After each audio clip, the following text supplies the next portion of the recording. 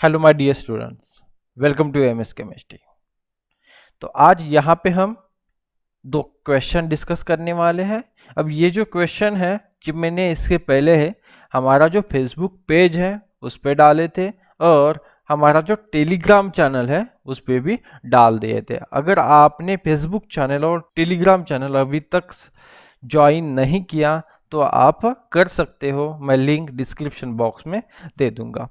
अब देखो, इस क्वेश्चन को सॉल्व करने से पहले देख लेते हैं कि जो आपके रिएजेंट है जो रिएक्शन करेंगे आपके स्टार्टिंग मटेरियल से, वो किस तरह से रिएक्शन करेंगे और वो कौन कौन से हैं। तो देखो, यहाँ पे सबसे पहले दिया हुआ है ग्रिग्नार्ड रिएजेंट। ग्रिग्नार्ड रिएजेंट, अब देखो आपको पता है कि ग्रिग्नार्ड रिएजेंट जो है वो हार्ड न्यूक्लियोफाइल होता है, और जो हार्ड न्यूक्लियोफाइल्स होते हैं वो कौन से एडिशन शो करते हैं, वो 1-2 एडिशन शो करते हैं।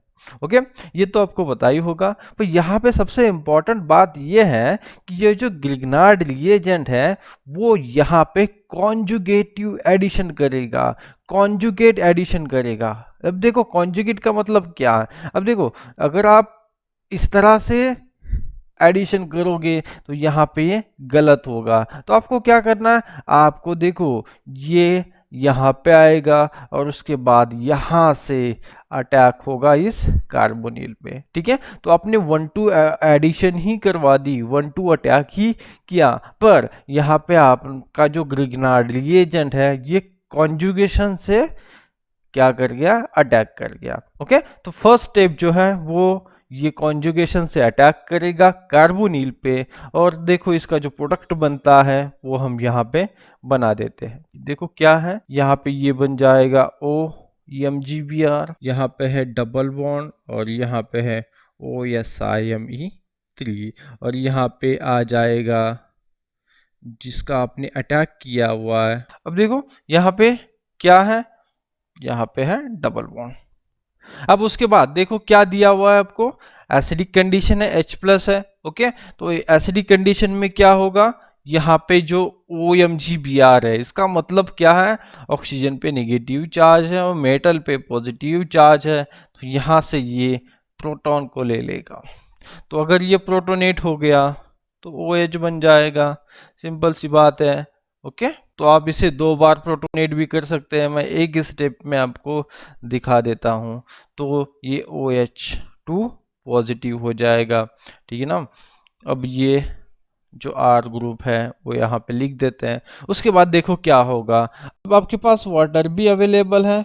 वाटर क्या करेगा, वाटर इस SI पे सिलिकॉन पे अटैक करेगा, ये बॉन्ड यहाँ पे जाएगा और ये यहाँ पे माइग्रेट होगा, और इस तरह से आप यहाँ से वाटर निकाल दोगे। ठीक है, तो अगर आपने यहाँ से वाटर निकाल दिया तो ओवरऑल जो प्रोडक्ट है वो क्या बनेगा, देखो यहाँ पे देखो बन जाएगा इस तरह से अल्डिहाइड।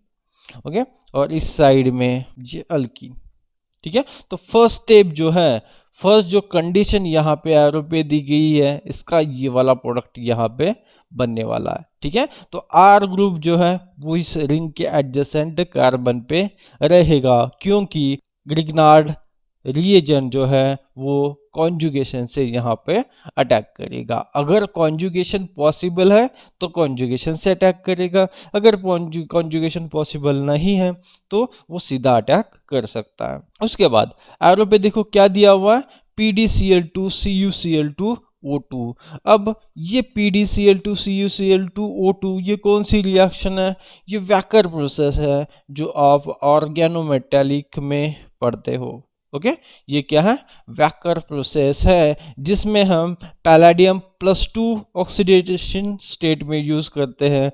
यहाँ पे देखो ये CuCl2 को कैटलिस्ट होता है। ओके, को कैटलिस्ट का मतलब क्या है, जब रिएक्शन होने के बाद पैलेडियम +2 पैलेडियम 0 में कन्वर्ट होगा तो ये CuCl2 फिर से पैलेडियम को रिऑक्सीडाइज करेगा, किसमें, पैलेडियम +2 में। ठीक है, उसके बाद ये जो O2 होता है वो किसे रिऑक्सीडाइज करेगा, जब ये CuCl2 Cu+ में कन्वर्ट होगा, कॉपर +2 कॉपर प्लस में कन्वर्ट होगा तो O2 इस कॉपर प्लस को फिर से रीऑक्सीडाइज करेगा Cu+2 में। ठीक है, ये तो आपने पढ़ाई होगा ऑर्गेनोमेटालिक में। तो देखो इसका रिएक्शन मैकेनिज्म में दिखा देता हूँ कि किस तरह से ये रिएक्शन करने वाला है। अब ये जो है वो PdCl2 जो है वो क्या करेगा, अल्कीन के साथ कोऑर्डिनेट हो जाएगा। तो अगर ये कोऑर्डिनेट हो जाए अल्कीन के साथ इस तरह से PdCl यहाँ पे पैलेडियम +2 ऑक्सीडेशन स्टेट में होता है वैकर प्रोसेस में, याद रखना है आपको। यहाँ पे है अल्डिहाइड।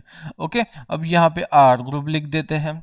अब देखो ये तो आपका बना दिया आपने। ठीक है, कोऑर्डिनेट हो गया PdCl2 किसके साथ, अल्कीन के साथ। उसके बाद जो वाटर मॉलिक्यूल है, वाटर क्या करेगा, यहाँ पे वाटर जो है वो इस तरह से यहाँ पे अटैक करेगा।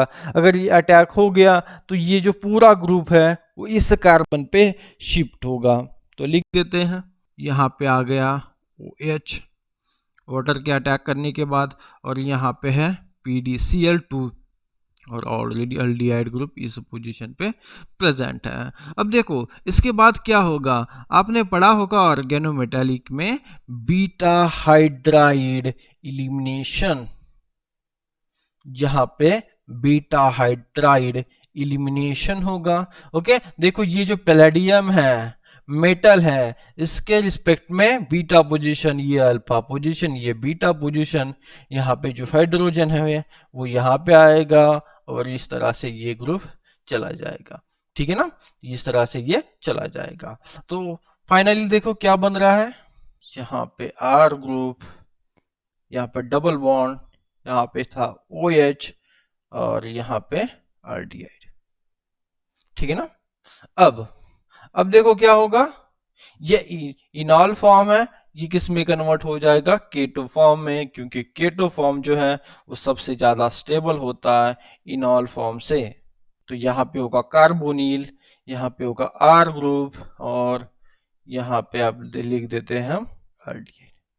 ठीक है, तो इस तरह से इस रिएक्शन का प्रोडक्ट बनेगा। अब मैच कर लेते हैं कि इसमें से कौन सा ऑप्शन सही है। फर्स्ट ऑप्शन में देखो R ग्रुप रिंग के एडजेसेंट पोजीशन पे है, यहाँ पे double bond as it is है। ओके, ये जो प्रोडक्ट है वो इस रिएक्शन के फर्स्ट स्टेप का प्रोडक्ट होगा, तो ये तो गलत होगा। ठीक है ना, यहाँ पे देखो ओके, यहाँ पे R ग्रुप रिंग के एडजेसेंट में है। ओके, और ये कार्बोनिल यहाँ पे बना हुआ है। ठीक है, अब देखो यहाँ पे हमने एक मिसिंग क्या किया हुआ, हमने डबल बॉन्ड नहीं लिखा। यहाँ पे डबल बॉन्ड होना चाहिए, यहाँ पे भी डबल बॉन्ड होना चाहिए। ओके, तो अब इसे लिख दो एक बार। ठीक है, तो डबल बॉन्ड भी यहाँ पे है। तो देखो ऑप्शन बी जो है वो मुझे यहाँ पे करेक्ट लग रहा है। सी में देखो, सी में R ग्रुप की पोजीशन अलग है और यहाँ पे double bond as it is है। इसका मतलब आपने सेकंड जो रिएक्शन है वो यहाँ पे नहीं करवाई है। ठीक है, यहाँ पे R ग्रुप की पोजीशन गलत है। अगर आप सीधा अटैक करवाते, ग्रिग्नार्ड का सीधा अटैक करवाते तो ऑप्शन डी बनता। यहाँ पे कॉन्जुगेशन से अटैक हुआ है, इसलिए ऑप्शन बी इस रिएक्शन का आंसर होगा, करेक्ट प्रोडक्ट होगा। ठीक है, तो चलो देख लेते हैं सेकंड क्वेश्चन। अब देखो यहाँ पे भी दो इंटरेस्टिंग रिएक्शंस इन्वॉल्व है। इस प्रोडक्ट को फाइंड आउट करने के लिए आपको पता भी होनी चाहिए। सबसे पहली जो है यहाँ पे देखो, ये भी एक ऑर्गेनोमेटालिक की ही रिएक्शन है। ये है स्टीले रिएक्शन, स्टीले कपलिंग रिएक्शन। आप तो कपलिंग रिएक्शन तो पढ़ते ही होंगे, जिसमें जनरली पैलेडियम को एज अ कैटलिस्ट यूज करते हैं। ठीक है, मेटल कैटलिस्ट पैलेडियम का होता है। अब देखो स्टीले रिएक्शन में क्या होता है, स्टीले रिएक्शन में आपके पास अल्किल हलाइड होना चाहिए प्लस टीन। ठीक है, सेकंड जो आपके पास रिएक्टेंट है उसके पास टीन मेटल होना चाहिए। ठीक है, तभी आप क्या कराओगे, स्टीले रिएक्शन कराओगे। उसके साथ पैलेडियम होगा। अब अगर ये कंडीशन आपके पास है, इसका मतलब आप वहां पे क्या करवा रहे हो, स्टीले रिएक्शन करवा रहे हो। और स्टीले रिएक्शन में होता क्या है, यहाँ पे आप कार्बन कार्बन बॉन्ड में कपलिंग करवाते हो, तो देखो यहाँ पे जो एक्स ग्रुप है वो चला जाएगा, ये टीन चला जाएगा और देखो इसमें बॉन्ड बनेगा। ठीक है, तो आर ग्रुप में और ये जो अल्कीन है इन दोनों के बीच में आपने कार्बन कार्बन बॉन्ड का फॉर्मेशन किया, एक्स और टीन को आपने निकाल दिया। ठीक है, तो उसी तरह से आपको यहाँ पे भी रिएक्शन करनी पड़ेगी अगर स्टिल ये रिएक्शन हो रही है तो। ओके, तो देखो यहाँ पे पैलेडियम भी है, यहाँ पे OTF भी, एक्स क्या क्या हो सकता है, एक्स देखो क्लोरीन, ब्रोमीन, आयोडीन, OTF ये सारे ग्रुप हो सकते हैं एज अ एक्स। तो यहाँ पे भी आपकी सीले रिएक्शन होगी, पर एरो में इसने और कुछ दिया है जो क्या है, CO कार्बन मोनोऑक्साइड। तो देखो याद रखना, जब भी कार्बन मोनोऑक्साइड किसी कपलिंग रिएक्शन में यूज करते हो, जब कार्बन कार्बन बॉन्ड फॉर्मेशन होता है तब यूज करते हो, तो जब कार्बन कार्बन बॉन्ड बनेगा तो उसके बीच में इस CO का इंसर्शन होगा। फॉर एग्जांपल चलो देख लेते हैं, इसका प्रोडक्ट सीधा लिख देता हूं मैं। तो देखो आपको पता है कि यहाँ पे इन दोनों के बीच में क्या होगा, बॉन्ड बनेगा। ठीक है, तो यहाँ पे हमें क्या करना है, CO इंसर्ट करना है, इस तरह से CO को इंसर्ट करना है। अगर ये CO नहीं होता तो क्या बन जाता, देखो अगर ये CO नहीं होता तो यहाँ पे इस तरह से ये बन जाता। ठीक है, यहाँ पे आपने CO को इंसर्ट किया है तो आपको इसके बीच में यहाँ पे जो कार्बन कार्बन बॉन्ड बना हुआ है इसके बीच में CO को इंसर्ट करना पड़ेगा। ओके, तो ये देखो मैंने प्रोडक्ट बना दिया जो यहाँ पे आपको ऑप्शन डी में दिख रहा है। ठीक है, पर उसके बाद इसने सेकेंड कंडीशन भी दी है। ओके, ये क्या करवा रहा है, देखो H2SO4 है और हीट। अब ये कौन सी रिएक्शन है, ये एक्चुअल में है नज़ाराव साइक्लाइजेशन। अब इस नज़ाराव साइक्लाइजेशन में जो रिएक्टेंट होता है, ठीक है, यहाँ पे जो रिएक्टेंट होता है वो देखो क्या होता है, 1 2 3 4। ठीक है, 1 2 3 4, 1 4 डाइइनोन। ठीक है ना, तो ये अगर आपके पास है और आपके पास एसिडिक कंडीशन है, आप ये रिएक्शन हीटिंग कंडीशन में भी करवा सकते हो और फोटोकेमिकल कंडीशन में भी करवा सकते हो। ठीक है, तो एसिडिक कंडीशन में ये रिएक्शन होगी तो सबसे पहले ये जो कार्बोनिल का ऑक्सीजन है वो यहाँ पे प्रोटोनेट हो जाएगा। तो अगर ये प्रोटोनेट हो जाए तो प्रोडक्ट क्या बनता है, मैं इसे यहाँ पे लिख देता हूँ, यहाँ पे बन जाएगा OH। अब ऑक्सीजन ने इलेक्ट्रॉन्स को डोनेट किया है तो यहाँ पे बनेगा पॉजिटिव चार्ज। अब देखो जो कि ऑक्सीजन क्या है, मोर इलेक्ट्रोनिगेटिव है, ये इस इलेक्ट्रॉन को खींचेगा, इसे स्टेबलाइज कर देगा, तो यहाँ पे बन गया OH और इस कार्बन पे अब होगा पॉजिटिव चार्ज। अब देखो ये जो पॉजिटिव चार्ज कार्बोकैटायन बना हुआ है ये ऑक्सीजन के एडजेसेंट पोजीशन पे है, इसका मतलब है बहुत ज़्यादा अनस्टेबल है, तो इसे स्टेबलाइज करना पड़ेगा। कैसे स्टेबलाइज कर सकते हो, आप इस डबल बॉन्ड को भी माइग्रेट कर सकते हो या फिर इस डबल बॉन्ड को भी माइग्रेट कर सकते हो। ठीक है, तो यहाँ पे कौन सा डबल बॉन्ड माइग्रेट होगा, तो देखो ये यहाँ पे माइग्रेट होगा तो यहाँ पे कार्बोकैटायन बनेगा और ये इस तरह से यहाँ पे माइग्रेट होगा और साइक्लाइजेशन होगा। अब देखो इसे माइग्रेट करने के बाद जो प्रोडक्ट बनता है इसमें जो कार्बोकैटायन बनेगा वो मोर स्टेबल कार्बोकैटायन होगा।